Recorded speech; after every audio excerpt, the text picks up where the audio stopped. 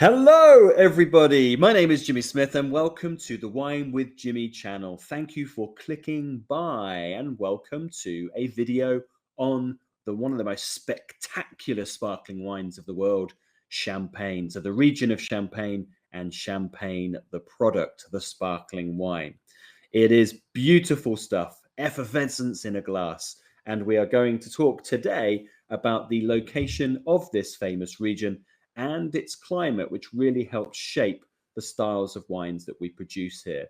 If you have any comments or questions, please do get in touch. Perhaps you've been to the region, maybe you've stayed in Reims, maybe you've had some champagne. And what is your favorite? Do you like the prestige cuvées? Do you have a standard house champagne? Do you drink it in the mornings with a continental breakfast? Maybe just at the weekends? Let me know in the comments section. Okay, let's rock and roll, looking at where Champagne, first of all, is located. The Champagne production zone is defined and delimited by law of a passing of law on the 22nd of July in 1927. So this it's post after the Champagne riots, but before the creation of the Committee Interprofessionnel de Vin de Champagne. There it is, the region in red that you can see just here. It lies on average about 150 kilometers to east of Paris, but the far western section of this is really just only 45 minutes from Paris. It extends into the départements of Marne, and the Marne is where you have about 2/3 of plantations. The Aube, Aube, which is about a quarter. The Aisne, that's Aisne, which is about 10%. And then we also have the Haut-Marne and the Seine-et-Marne as well. Now, the zone stands at roughly somewhere around 34,000 kilometers, spread over 320 villages, and that includes your crus, premier crus, and standard villages, which we talked a little bit about on the last time around, the last video. Now, we know that it's about 150 clicks from Paris, roughly. It's also 150 clicks north to south, and about 120 clicks east to west. There are 5 subzones, which we will go through in a future video, but I'll mention them just now. We have this area which is south of the city of Reims, beautiful city. This is a city which has crowned 27 kings, has the fantastic cathedral. It is a very splendid place. Now, south of that is a key area called the Montagne de Reims, okay? Then along the Marne River is the Marne Valley, or the Vallée de la Marne. South of that is a chalk escarpment called the White Slopes, the Côte de Blanc. South of that, an extension is called the Côte de Sézanne. And then separate from all of that, south of the city of Troyes is the Côte de Bar, which is the Aube area. Okay, that's about 100 kilometers to the south, and it's actually closer to Chablis, that area. We have somewhat like 280,000 individual vineyard plots. The average size is about 1.8, 1.9 hectares. So small, small-ish. Okay, so in 2008, plans were approved for new land within the Champagne region to be planted with vines to increase the scale of production. Under these plans, 40 new villages would be able to start making champagne, and 2 of them are set to have those privileges revoked. Not only would this extra 40 increase production markedly, but it also has huge implications for the value of the land in the region. Land currently on the outside of the winemaking boundary would be somewhat like 5,000 euros per hectare. If the boundaries are successfully changed, that same land would be expected to achieve somewhere around 1 million euros per hectare or more, which is quite dramatically increased. However, since the global financial crisis, these expansion plans have somewhat ceased, and they are unlikely to start making any kind of an impact until 30 or 50 years. You can see land around Vitry-le-François has been increased, around the city of Troyes, and around the Aube quite significantly as well. Climates, influences, and perhaps we should say challenges eventually as well. Now, the region actually lies just underneath the 50th parallel, which has often been cited as the most northerly latitude for the production of wine. But of course, places in British Columbia, England, and other parts of Europe would have something to say against that. So we're really here on the frontier of viable viticulture. So that means that consistency of ripening grapes every year, of course, is diminished.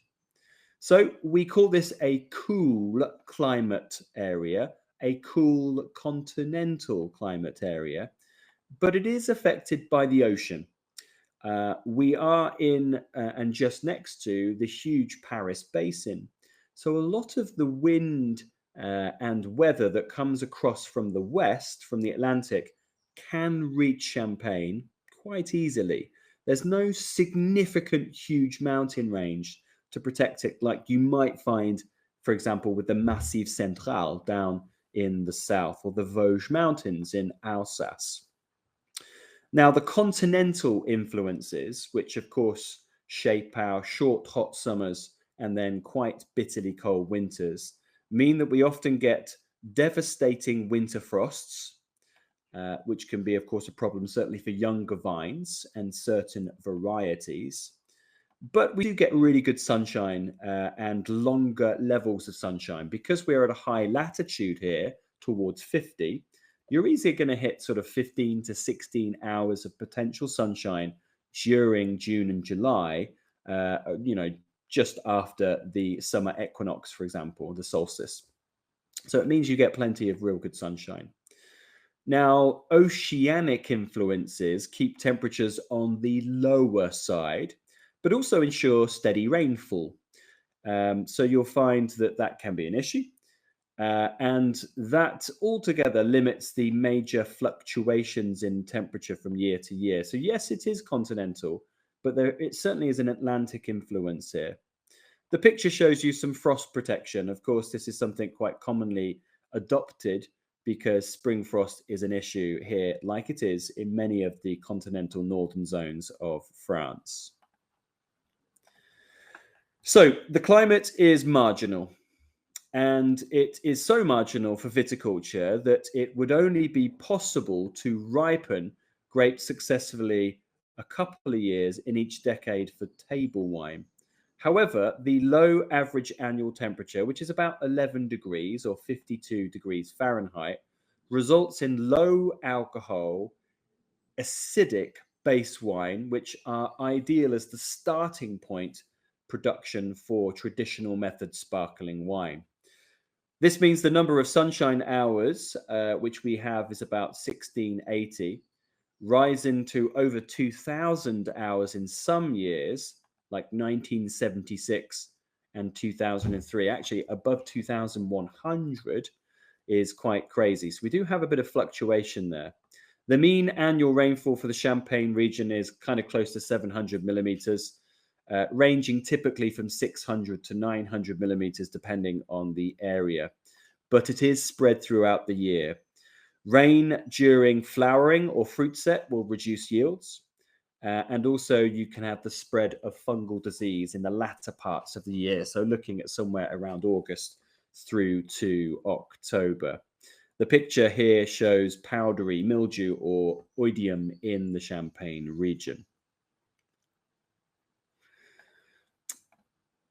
Now, summer and winter alike, the vineyards are, of course, at mercy of Mother Nature and variable weather. Winter frosts, we've mentioned already, can be severe enough to kill vines, certainly younger ones. And on average, the region sees around 1.1 days a year of temperatures below -10 degrees Celsius. And that can be up to 3 days in some parts. Likewise, spring frosts can destroy the kind of early leaves and buds, dramatically reducing the yield potential. 2003 started like this. The spring frost reduced the crops by nearly 50%. And of course, then they had an exceptionally dry and hot summer after that. June may bring cold, wet weather, which interferes with flowering and fruit set, of course. And that can increase the incidence of the issues around coulure and also millerange. Summer. Summer can be rather warm, quite hot, and you can get some quite violent thunderstorms, which can cause problems if there is still flowering, for example, but also around things like heavy rain causing erosion. Hailstorms are a more often recurring menace as well, which can damage vines, shred leaves, and can, of course, hit the grape clusters, which can destroy those as well. And the aftermath is often full of rot. In the year 2000, millennium vintage, 31 separate bouts of hail wiped out yields across a 3,000 hectare area. And here are some grapes damaged by hailstorm in this picture in 2013. Over the last 30 years, the climate has warmed. Yes, it has. It is happening. Harvest dates have moved forward by an average of 18 days. So you can see that here. These are all the harvest dates. The red is the average. And you are going from around, let's say, in the 80s and 70s, around the 30th of September, being brought forward to about the middle part of September. Average acidity has, of course, dropped, and the potential alcohol has risen by about 0.7%. As Champagne is classified as a cool region, the result has been more consistently ripe grapes with fewer, poorer vintages. The graph, by the way, is from the CIVC and showing you the tender pick earlier. Look at the 2003 here going down into August, similar to 1976. The two heat wave vintages, those ones. In 2016, the CIVC announced its varietal innovation program to create new grape varieties that can adapt to the ever-evolving climate of Champagne. CIVC researchers are crossing Pinot Noir, Meunier, and Chardonnay with varieties developed by the French National Institute for Agricultural Research, which is called the INRA. And this is in order to create new hybrids with better acid retention and the resistance to heat and mildew. However, it will be still somewhat like a quarter of a century until these new hybrids are ready for production. The picture shows the Voltis grape variety, which is currently being trialed in Champagne. It's also called Colmar 2011G. In August 2021, Champagne winemakers had decided to approve this fungus-resistant grape variety, Voltis.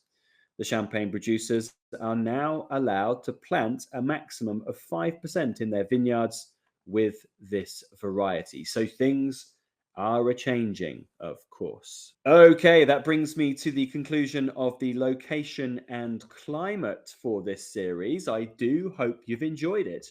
Please do join me for part 5, where we start to talk about things like topography, so the mountains, hills, and rivers, and then a bit about geology. If you do have any comments or questions, please do get in touch. You can comment on this video below. Make sure you click like and make sure you click subscribe. It helps everyone, and we really want to see those fingers. Now, if you do find yourself in the UK, come and say hello, potentially at one of my wine schools for a class, or maybe my bar for a class, no, a glass or a bottle up in Jimmy Smith. Ciao for now. Goodbye.